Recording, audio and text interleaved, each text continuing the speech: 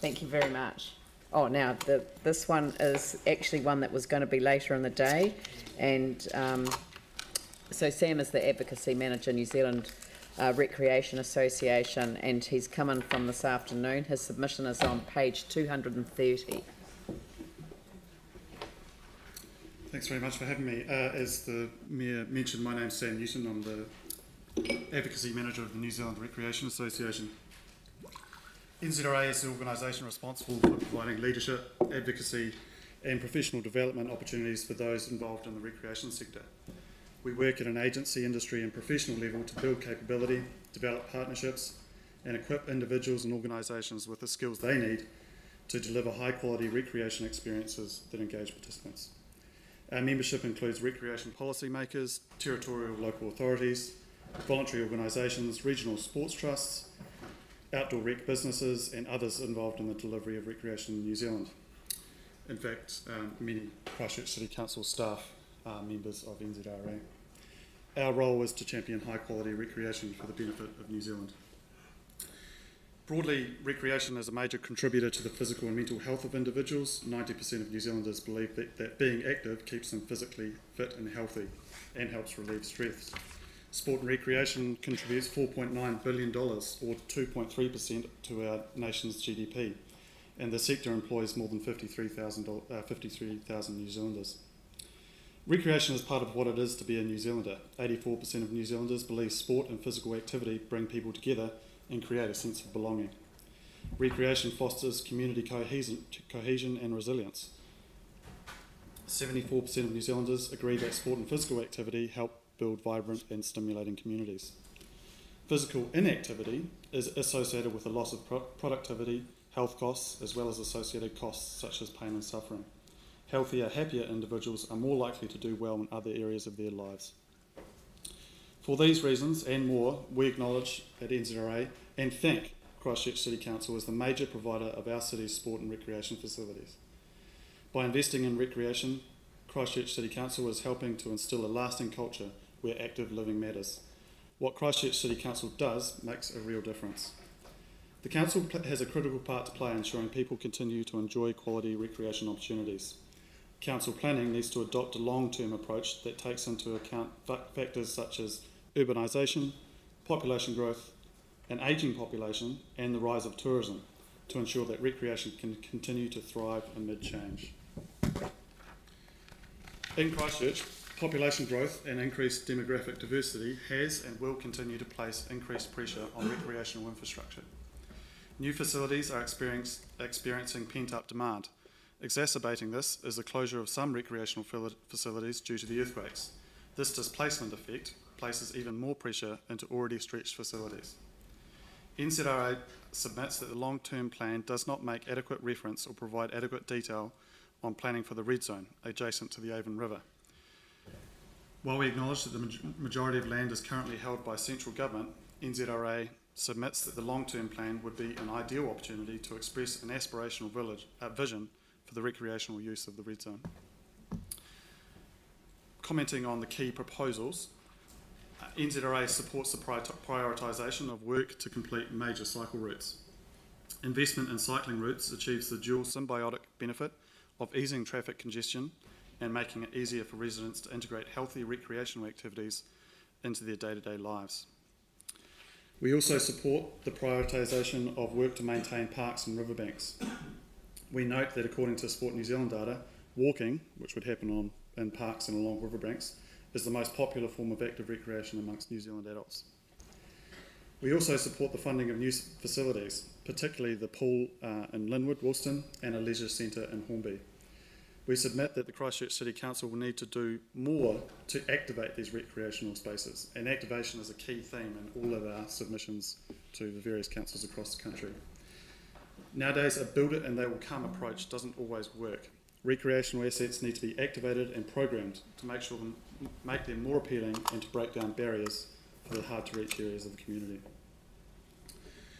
We also submitted our support for the funding of the Metro sports facility and a separate multi-use arena, and we thank and congratulate the Council's role in ensuring that those two facilities remained separate and not co-located. It was a fantastic event last week. In the transport section, we support the expenditure of $206 million on work to complete major cycle routes. The planning and pre-work done by the Christchurch City Council in the preliminary stages of those cycle routes was robust, comprehensive. We would like the Council to affirm its commitment to those cycleways and remain resolute in its implementation of those cycle routes. We support the choice to spend more on transport, in particular the particular outcomes of reduced traffic congestion and increased use of active transport or cycling. In the community facilities section, we submit that the expenditure of $10 million on the New Brighton hot pools needs further study.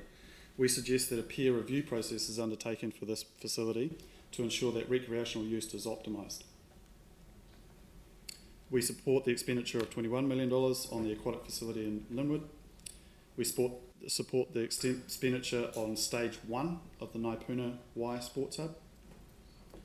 And we support the expenditure of $25 million on recreation and sports grounds renewals. We've taken this opportunity to caution the Council of a predictable lag effect of participant uptake in the utilisation of new recreational facilities. Many forms of recreation have suffered a loss of participant numbers and organisational capability since the earthquakes. We urge the Council to be patient with regard to how quickly and fully these new facilities will be utilised. Similarly, we encourage the Council to be wary of recreational workforce shortage and capability gap. Since the earthquake, there have been significant challenges in recruiting people into the recreational space and maintaining that capability. We'd encourage the Council to ensure that there is sufficient operational resourcing and workforce development to effectively activate those recreation spaces and places. Parks and Heritage section. NZRA submits in general terms that the maintenance of parks and open spaces has suffered in Christchurch since the Canterbury earthquakes, and this has put at risk the reputation of Christchurch as a garden city.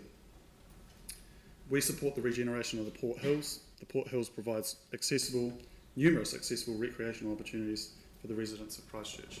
And I'd just like to echo the comment made previously around the mental health effect of recreation in the great outdoors.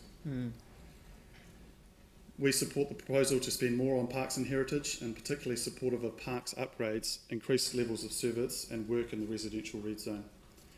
We are concerned that the proposed operational expenditure for parks and heritage is insufficient to maintain parks at a fit-for-purpose level. Finally, NZRA encourages the City Council to undertake playability benchmarking for its parks and pay particular heed to the detail of park maintenance contract specifications. Right, well, I'm glad you ended on that one because I don't know playability benchmarking. So is that an international standard? It's definitely a national standard. And right. It's a product that NZRA can provide. Right. At a fee. Just checking. Glenn.